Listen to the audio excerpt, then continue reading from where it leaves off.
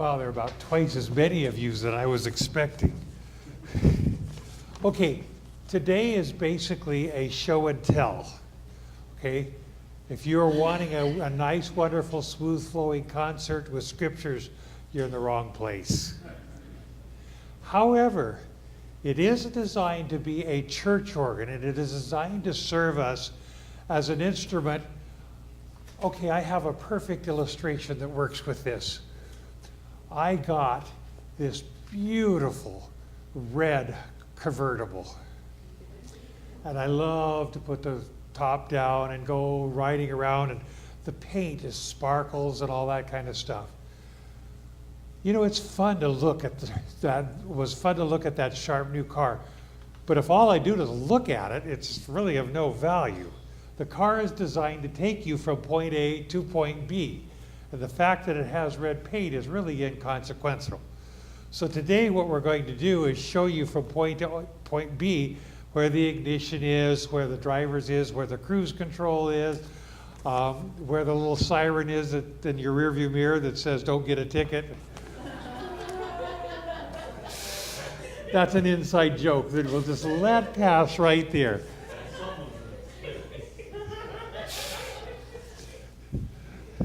Okay, I'm going to do about 15 minutes here of explanations, and then we're going to do pieces that illustrate what I tried to tell you. So I'm going to tell you and then illustrate it, and that's what's going to happen. And you should be out of here about 5 o'clock in time to get some spaghetti that's going to be for tonight's supper. Now, back under here and back under here are blowers. They're very, very much like what you have in your house for your air conditioning.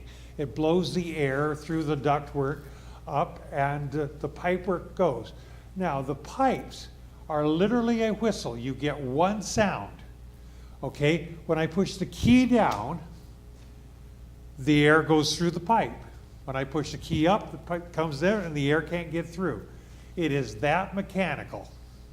Okay? It's literally, now, pipes make sound, pipes don't make sound. Now, what I need to demonstrate is how do we choose what sounds and how does that work a little easier. These things are all different instruments, okay, on both sides here. And they are what tell us what we're going to sound. Such as if I give you this chord, I can gift you a trumpet or an oboe, or I can make a real loud trumpet or a tuba, or what about just simply a nice little flute? Or the strings, or even the human voice.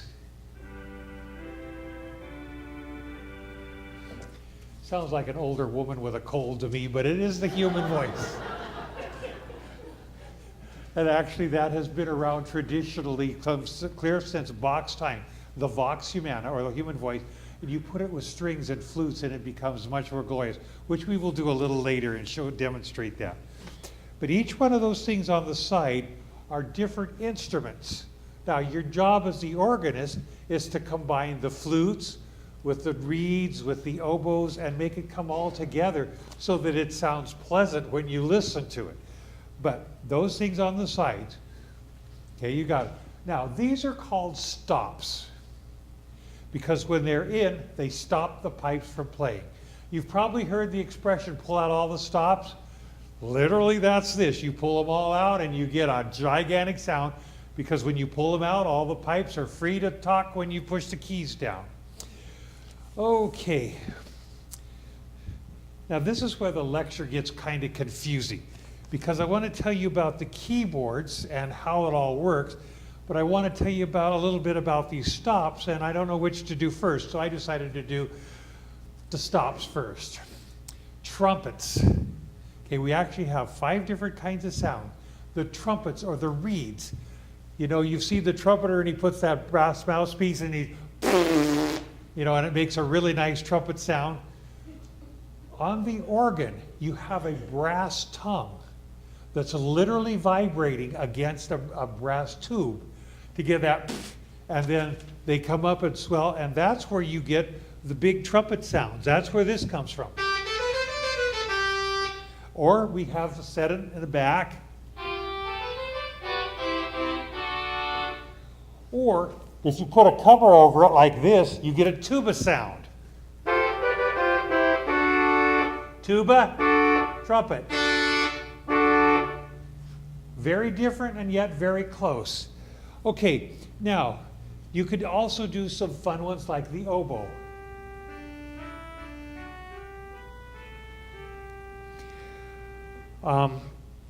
We have over here a really nice clarinet.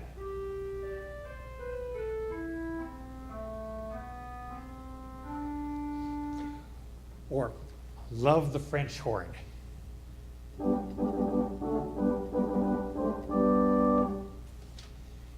Okay, it's about here I have people say, well, why do you need all those sounds? Because each one illustrates or demonstrates an emotion that is different. And particularly, you know, if you're going to have somebody storming in and coming in and being kind of violent, a mighty fortress, you want to have all of those nasty reeds playing.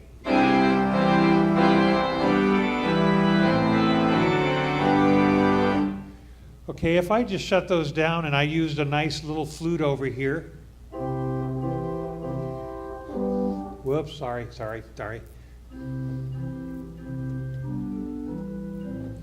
Get the idea? That doesn't say anything.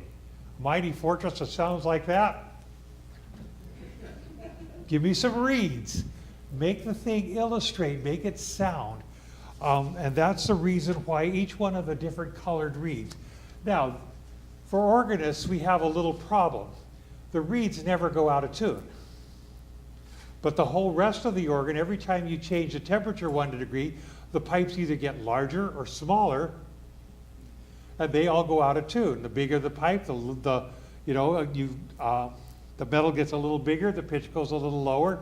You add 5 degrees and goes a little lower, and then you have a little problem making the piano and the organ go together. But the reeds, they never go out of tune. So it's literally Johnny, marching in the army, that's the only one that's out of tune. He's the only right one.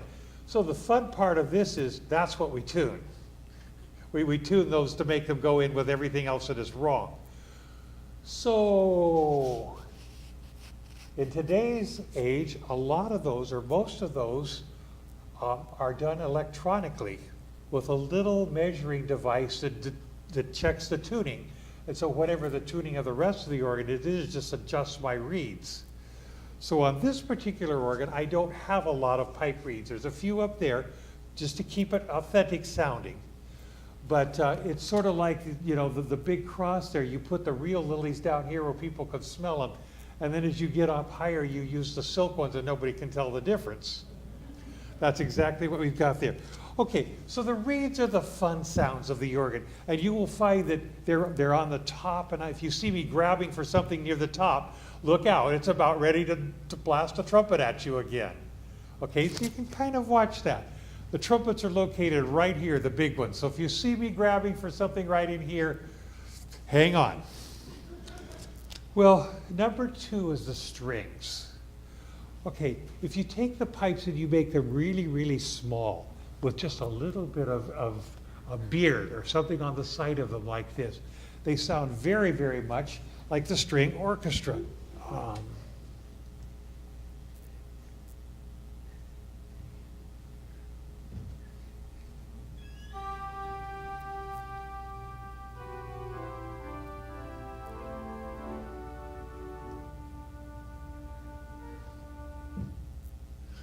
Whoops, sorry.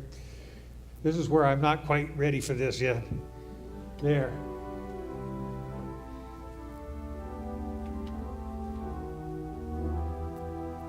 And then of course we have strings over here.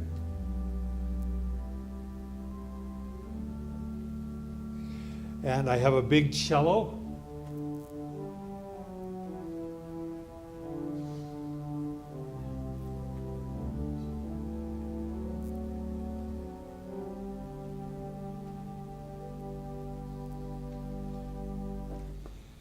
Now, at some point I could give you a whole lecture on how we do that. We take one pipe that's sounding correctly, and we take another pipe that's tuned 10 cents sharp, just a little bit sharp. And you know, if you've ever put the back ends of two magnets together and they just won't quite go together, that's what's happening with these sounds here. And I think I can illustrate that.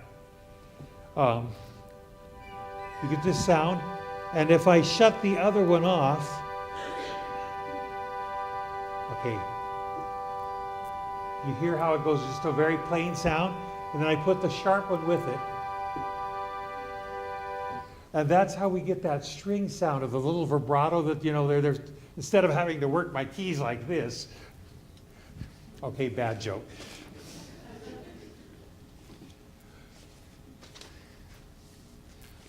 Okay, so you've got reeds, you've got strings, principals. Now, the ones that you see right up here in the front, they're made out of tin and lead. Okay? And most builders, if they were coming into this room, they come around, I've seen them do this. They get the dumbest look on their face, and they test the acoustics. Tin gives you more brightness. That's what you want to get the sound out there. The warmth of the sound comes from the lead. And when you mix them together, and if you get closer in here, you're going to see that they don't mix. They just put them together. Okay, and you'll see them, they look very watered. That's why, because they've got some lead, some tin, metals that will not mesh into one, they stay separate, and you put those together, and that's where you come up with your principal sound. An octave higher, 2 octaves, 3 octaves. Most of the hymn settings, or hymn singing you will do, will be accompanied with the principals. Now, organists are so lazy that even since 1600, when Bach was around, we still call them the principal sound of the organ. We've forgotten to give them a name yet. There is no name for the principals. The octave higher is called an octave. 2 octaves higher called a super octave. When you get up there way in the high, they're called a mixture. They're all principals. They don't copy anything. That's the unique sound of the organ. Okay, so we have the reeds there. Those are your trumpets and your oboes. You have the strings. Those are the soft sounds that I will accompany things on. You got your principals. Those are the main sound of your organ. Like I'm going to play you a Bach fugue. It'll all be done on principals, okay? The sound of the organ. You're going to write an organ piece, you write it for the principals. Oh, but the flutes. The flutes are in love with everybody. The higher I play, the happier people are. If I play this, well, I'll come in.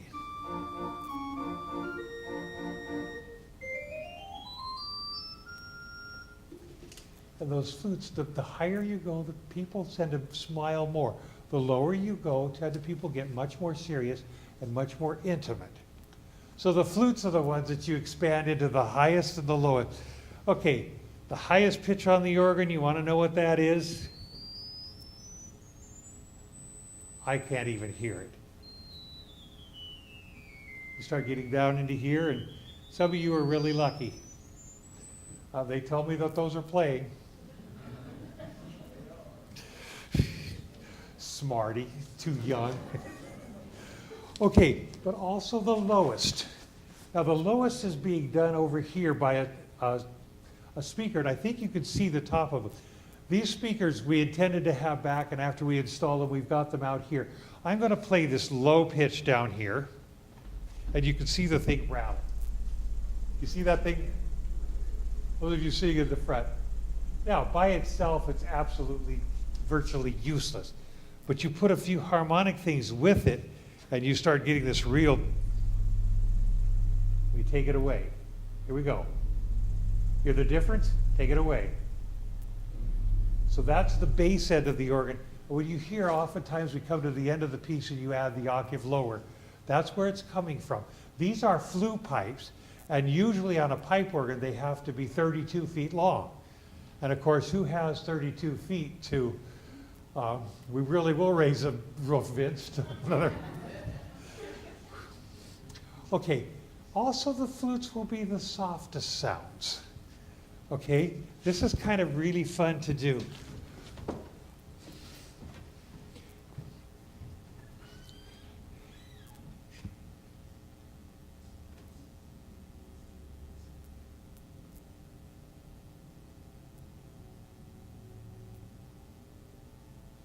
Now notice how higher I get, the easier they are and how much brighter they sound.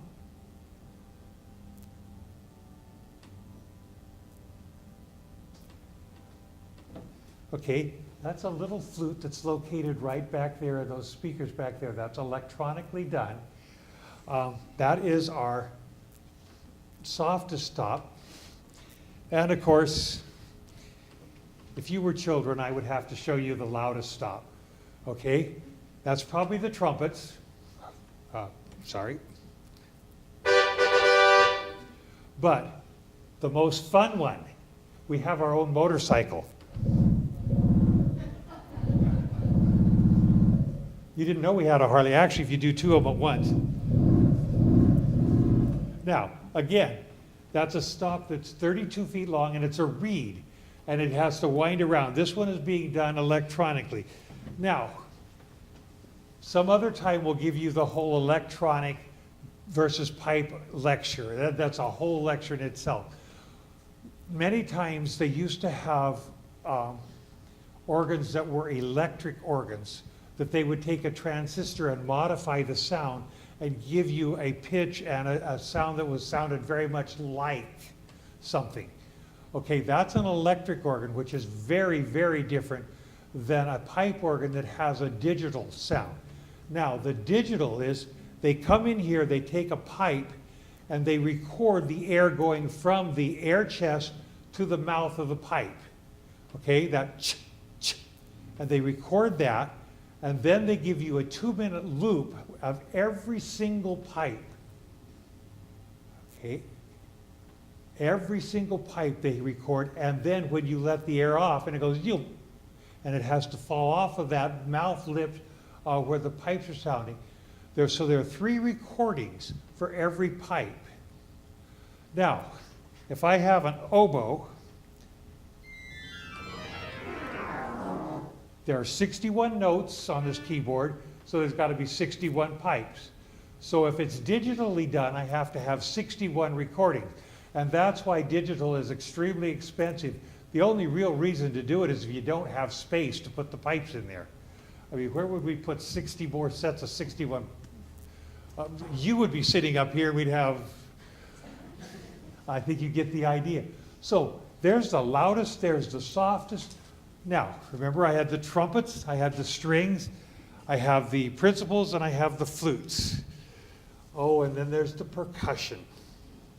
And these are really some really fun things that we have. Just this week, back there in the back,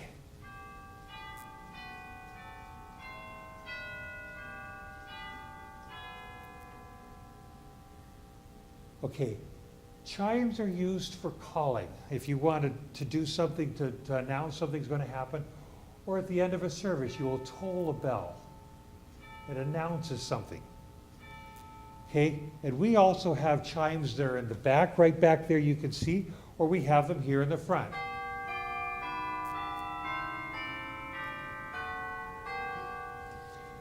Well, that wasn't good enough. I wanted bells too. And I had enough space on my card to put the bells in.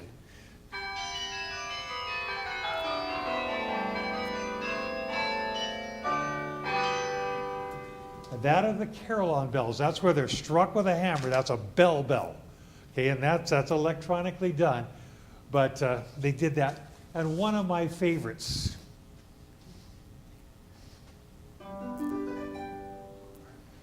Okay, I happen to know the lady, actually she's a Seventh-day Adventist in Tacoma Park, Maryland, who did all day, Robin Royce, sitting there plucking this note so that they could get the pluck and her sound of her fingers. And you notice the next one, not going to sound exactly the same. See, this one kind of goes, yeah, yeah, yeah, yeah. They allowed her to tune between octaves, but they would not allow her to tune within the octave. So that you've got some of these notes that are not quite right. Well, if you were playing a harp here, that's exactly what you would have. Okay, so those are the percussion sounds. Now, okay, see if I can make this even more fun. If I take this nice clarinet, this nice clarinet right here, and I shake the wind, It's like a singer or singer that has vibrato in it. Okay, we could take, and that's like a violin. It's very lovely. It's a vibrato type sound. However, any of you that grew up with the Hammond organ or any of the theater organs or the gospel organs, what we do is we have pitches that won't quite stay in tune. So if you put a whole lot of vibrato with them, they sound like this. Let's see if I can find. Oh, yes. Here we go.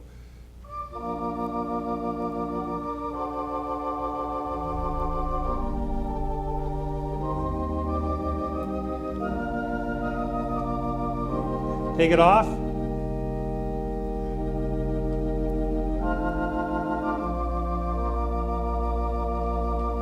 Now, it covers up all the fact if there's any tuning problems, you're not going to hear them. All you're going to hear is wah, wah, wah, wah, wah, wah, wah, wah, wah. Okay? And for years and years, the Hammond organ, which this church had one for years, they used that sound all of the time because then you couldn't hear the little discrepancies in the sound. So, classical organists, we just detested that sound. That was horrible because it was covering it up. But you know, they started writing music for that sound. And I'm going to play you a piece, an arrangement of In the Garden that uses that gospel sound. And you know, it has a really neat effect at certain times. So that's what it is. It's just simply taking the wind and shaking it. In other words, they stop it and start it and stop it and start it, and away we go. Now, I told you what these things on the sides are. They're stops. All of these right through here is how you take these stops and you move them around from one keyboard to another. Okay, that seems to be something fun. If you really want to impress somebody and you start moving that sound and making it jumping up and down, such as I can take this lovely little oboe and I can bring it down here, or I can have it here, or bring it down, or I can move it up an octave, or I can take it down an octave. All kinds of fun little stuff, and that's where you move it all over from keyboard to keyboard. Now, complicated, just take 2 minutes and sleep if you just don't like this, but basically what I've got here, this keyboard has got these stops right here, okay? And that is an organ unto itself, and it works right there.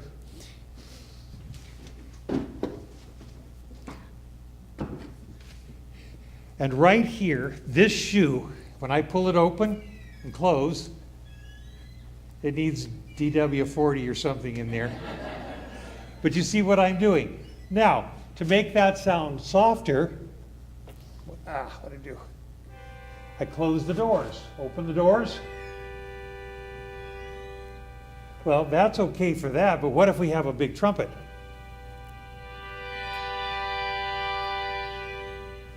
Okay, so that's what these things down here are to do.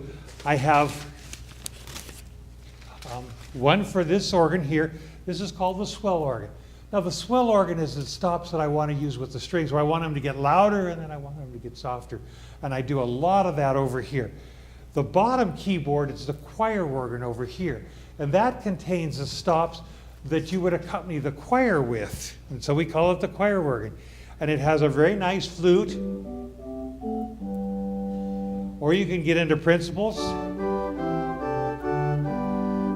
Or next to the softest stops. We put all those down here on our choir organ, right there close to you where you can accompany the choir as they were singing. And you may have watched that I did most of my playing there, and I'll go up and get a little trumpet or something on the other keyboards. But basically, this is your accompanying keyboard here. And I have a box, of course, that'll close just those. Okay, see how that works? Those don't even bother. And then the one over here, this keyboard has all of these stops, and this is called the great organ. So I've got a swell organ, a choir organ, and a great organ. And they're all played separately, and I'll do the Bach thing, and you'll hear me bouncing around between them. And then, of course, I've got the back organ, the stops that are back there, and the pedal organ. And the pedal organ is really fun because, you know, you think that this is kind of anemic, but this thing will make a lot of noise.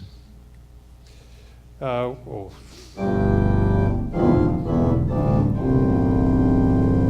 Not bad for 1 foot.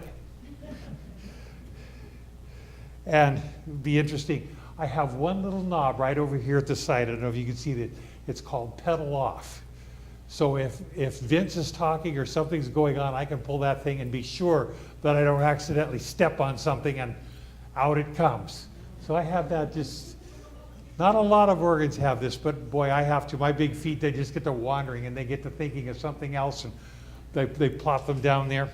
So you have all the little gadgets in there just to check yourself out. Okay, so almost end of the lecture here. You see we got all these different organs, the different sides. You're going to put them all together with all those sounds. Every different organ has principals, strings, reeds, and all of that kind of stuff. They're all done by blowers, and that's how the thing works. That's all there is to it. Except for you have to know which keys to put down. Now, we always start a student out as a piano student. You got to build those muscles. You got to play those piano keyboards. And it matters, all of you who've ever touched a piano, if you hit that thing really hard, it's going to strike that string really hard and it's going to be louder, right? But if you strike it really gently, it's going to be softer. The organ, we're exactly backwards. We don't care how you get the notes down. In fact, if some of you were watching, I actually take my knee up there and hold one of the notes. You know, I put it down and get my knee and I can hold that note down there while my hands are doing other things. We don't care how you get the note down. It's how do you release it. So, of course, we take all of the good piano students and we ruin them. You know, instead of that nice technique, they can just plop the thing and be. And not only that, pianists always have the perfect scaling. You know, you go 1, 2, 3, 1, 2, 3, 4, 5. All your scales are fingered correctly.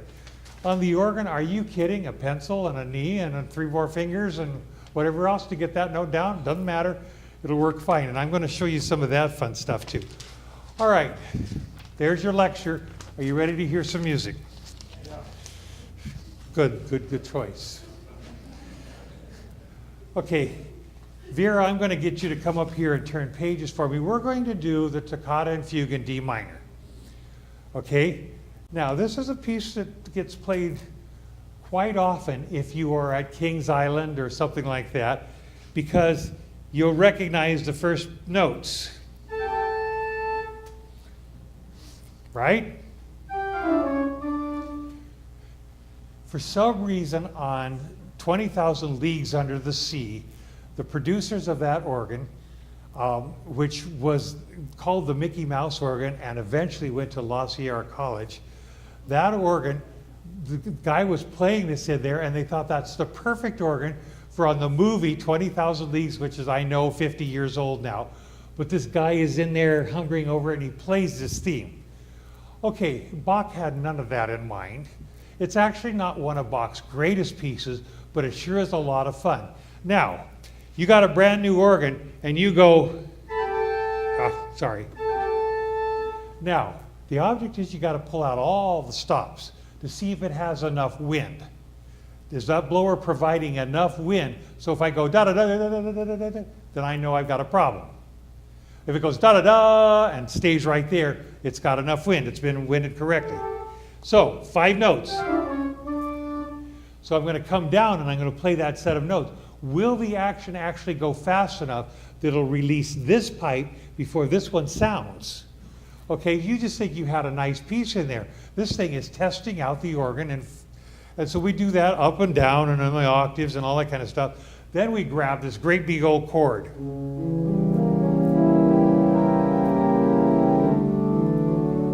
Okay, the object with that chord is it's in thirds and it sits there and it pulls enough air out of that. Will it stay in tune? Okay, and you have this nasty little chord. Then of course he resolves it. That's Bach. All right, and then we're going to go left and right, and we go back and forth, and we do all kinds of fun things that he's testing out. And finally, about 2 or 3 minutes later, we start the fugue. Now, Music history, we love to talk about fugues because they're symbolic of the Ten Commandments and the laws of God. And I'm sorry. Okay, someday we'll give you a whole fugue lecture, but not today. But remember my first two notes that I played? I'm going to write a fugue. And I'm not going to play organ music. I'm going to do violin music. Da da da da da da da da da da da da da da da. Good old Bach is trying out, well, what happens if you played violin music on this organ? And that's where the fugue is, okay? And it plays it in the high manual, and it plays it low. It echoes it here, it echoes it there. I'll play it with the feet, and all that kind of stuff. And after you're about 3/4 of the way bored and leaving the place, it comes back, and he unloads the organ again, and it's full organ at the end. So when you hear me coming down to the end, and you see all the stops jump out, hang on, because that's going to be the loudest point, next to the loudest point of today's concert. I'll play the Vidor at the end, which is wide open. Okay, so I want to play this whole toccata and fugue. Granted, I could be more practiced, but the organs, this is the 4th week we've used it, and I'm still looking for things, and you can see I'm still finding, no, you're supposed to go the other direction, but you know, I'll put my thing back. Vera's going to come sit down, and let's show you how Bach would have tested an organ out.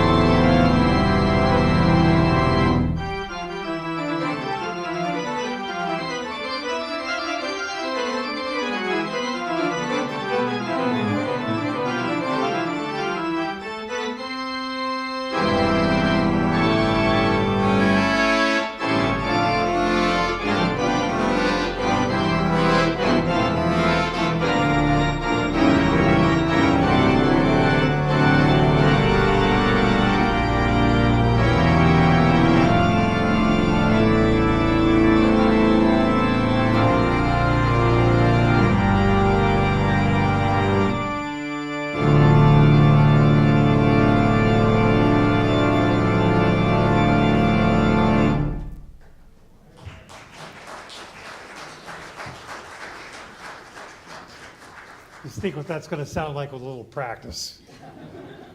Then I could get into the lecture about the fact of how Bach wrote about this piece being able to try out God, and took it from being a try out the organ piece to making it into quite a significant religious piece of trying out God and how that all goes together.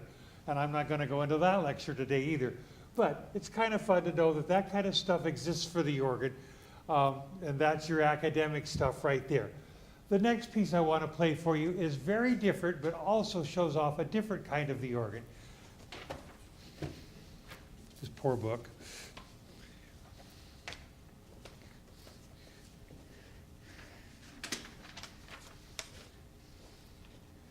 To be an organist, it takes about 1 hour's practice for every 1 minute of performance. That's just because you got to get all the stuff together. In the Garden is an old gospel hymn that shows the other side of the organ here. And I'd like to play that for you in contrast to that.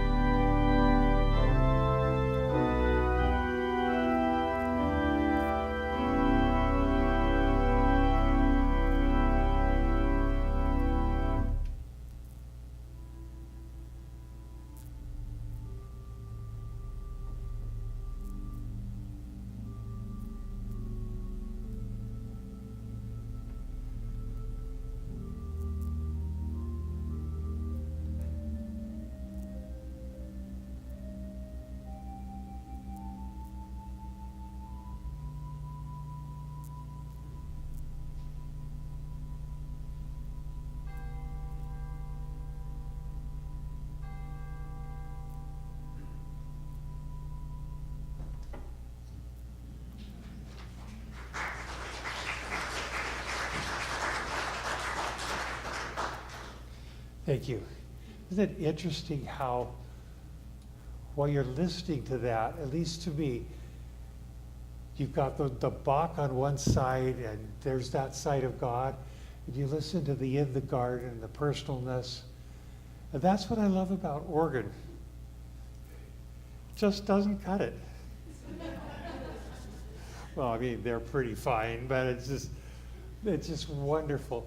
And the thanks to all of you for the toleration and learning to play the thing. Just a couple more pieces here left. Elizabeth, I want to do the middle movement of the Tchaikovsky.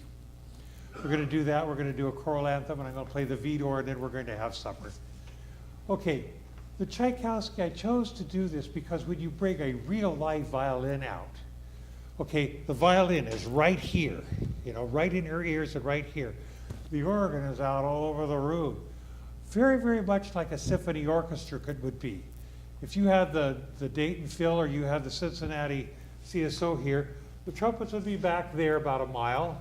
You'd have timpani 2 miles back there, you know, and you put all this together, and yet the strings of the organ, remember which I told you that have that undulating?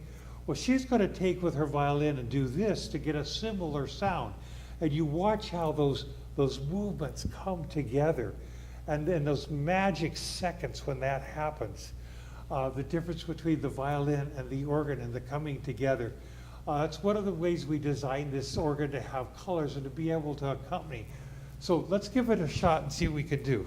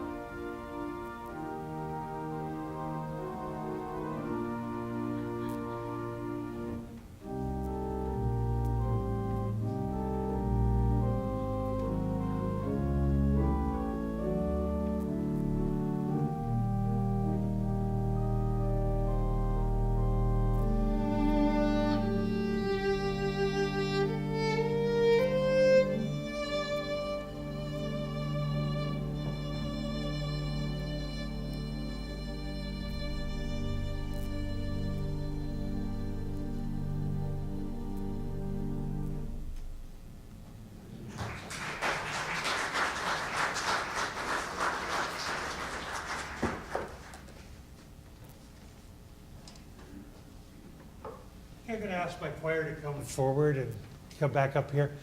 You notice all these little buttons under the keyboards here? What you do is you set the stops that you want, and you could put them on the buttons. These 12 right here are going to run the whole organ. These run just a swell organ, these run just a great organ, and you have to keep track. And this little thing I'm fiddling with back up here, you could change them all over at once with one click to a whole different set. And I'm just not sharp enough yet to know whether I'm going up or down or where I'm at. But that's what I'm fiddling with here, and that's what all these buttons do for you, is they pre-program all these sounds so that you can change from one to the other. And with that, I wanted to do two pieces to end with here, and I think we're coming really close. The Majesty and Glory of Your Name is a contemporary piece that was written by Tom Fetke, and it just uses all of the orchestral sounds of the organ. You'll hear the harp coming in, you'll hear a flute coming in, and all of those things in against with the choir that's singing all about the fact that without Easter, Vince did a sermon last week. If we didn't have the Easter, then we wouldn't need Christmas. And if we didn't have redemption and we didn't have creation and all that kind of stuff, we wouldn't have gospel music. And so some of us with higher talents and some of those who love gospel, he got me last week. So, I mean, if you haven't met this man up here, this is our senior pastor, Vince Wong, and it's great to have him part of the choir and preaching for us both. Very few pastors could do that. The Majesty and Glory. Let's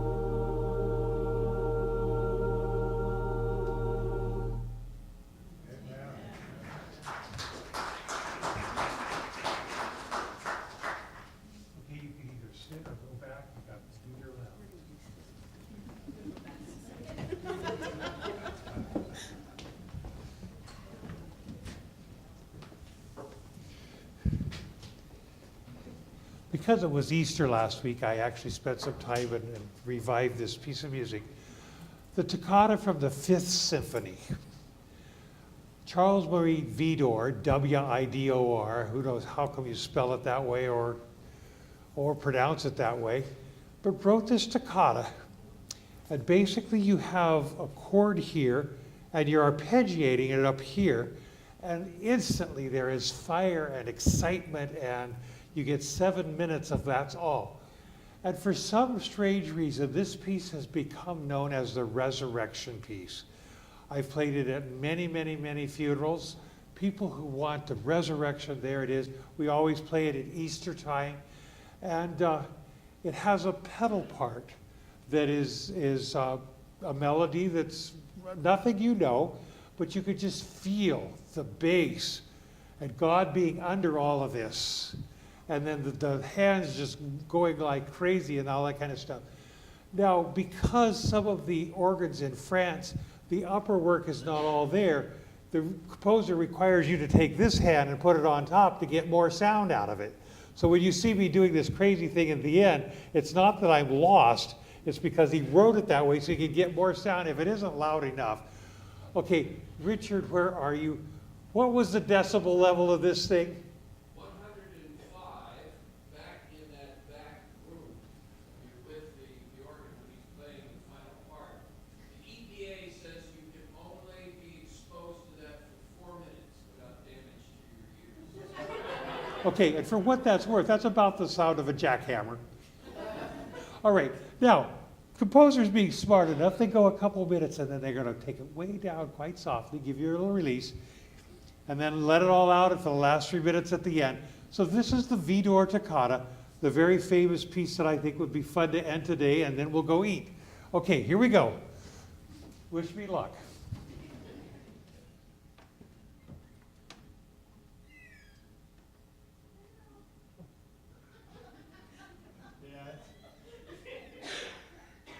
Cats and dogs, I mean, you know, organs, but yes.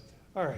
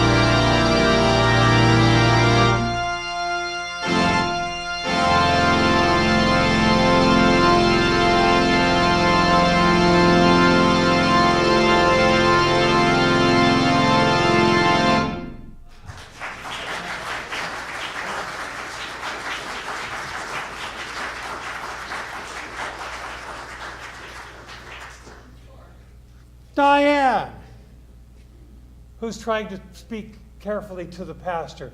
She has a birthday today. Happy birthday to you.